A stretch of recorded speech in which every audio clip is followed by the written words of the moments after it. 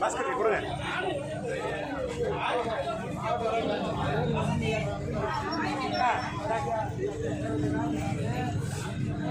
அண்ணா வேணும்ல கொடுங்க, நீங்கள் கொடுங்க, மொத்தட்டே கொடுங்க, வேற கட்டே கொடுங்க.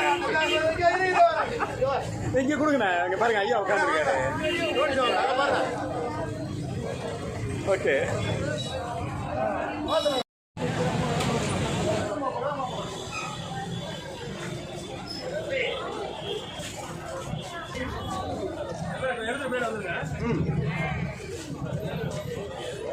சார் அப்படியே கொஞ்சம் மேடம் சார் ஒரே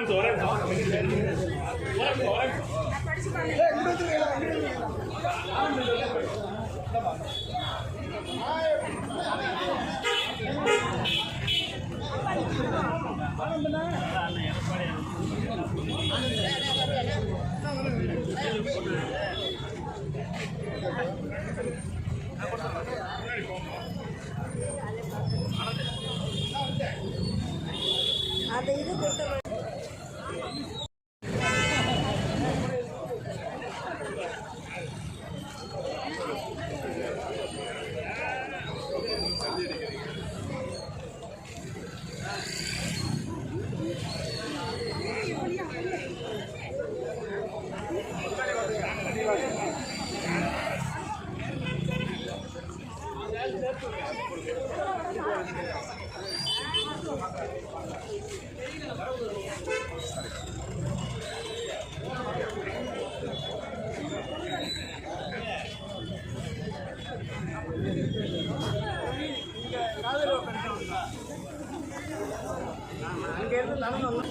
எடுக்க சொல்லலாம் பேட்டி.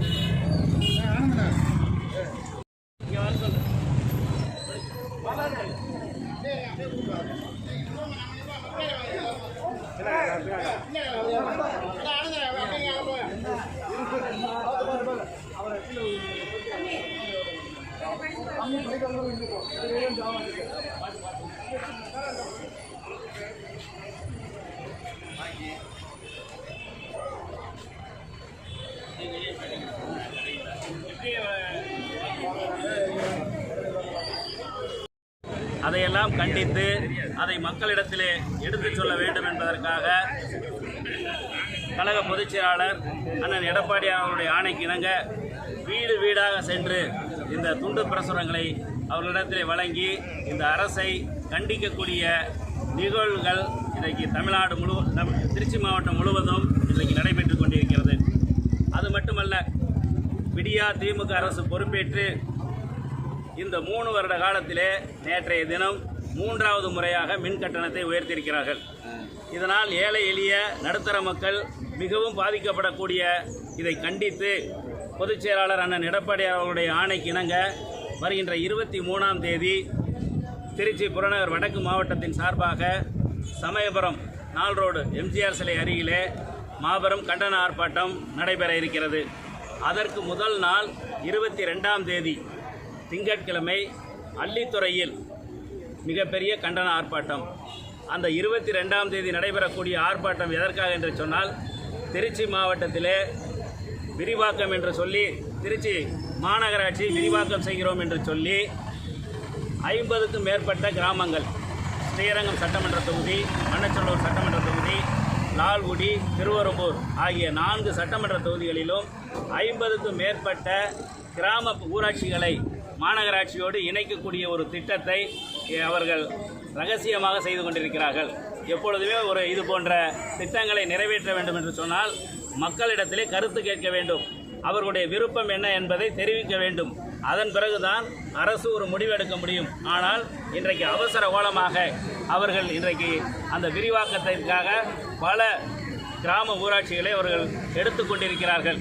இதையெல்லாம் கண்டிக்கின்ற வகையிலே இந்த ஆர்ப்பாட்டம் திங்கட்கிழமை நடைபெற இருக்கிறது.